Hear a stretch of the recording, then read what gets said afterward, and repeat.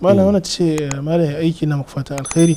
da Allah malam wani mataki ne idan an kai shi mace take neman saki kuma ba ta da laifi a wajen Allah an cuce ta ba ta haƙƙinta ba ta haƙƙinta na wurin aure kwanciya wanda za ta cutu ko kuwa mijin bashi da ne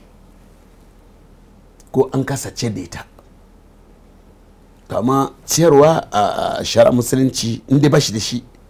ana sa daga kafa da mama gabata an san da wannan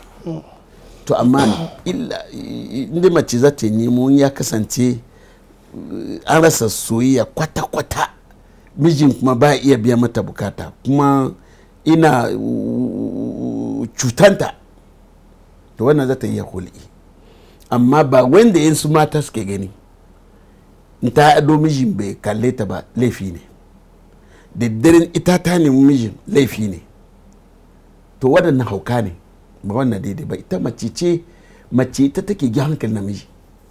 da abin da bai kai kawo wata nan wallahi malam in sun kawo maka dalilin rabuwa wurin zaka yi mamaki an bai kai kawo rabuwa wurin ba kan tashi hankali ba kan kala rayuwa ce aka yi dindindin ba sha zo lokaci da arabu ina za ta fi na namiji da soke amma ita bace na ta nufa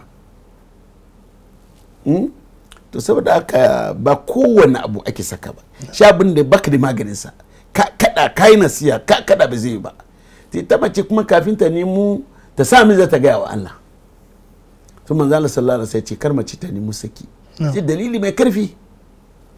Allah ya samu wadaci wala ka ce ba shi da addini kaman kalma ce fatfada wanda za su dauke shi kawai a shekaran jiya ba kana ne akwai mace da take cewa mijin baya sallah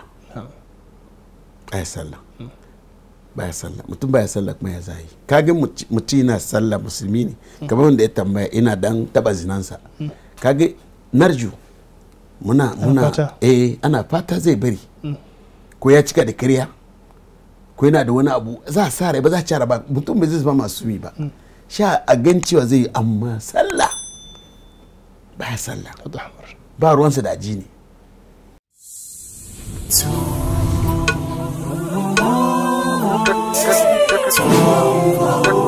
Thank you.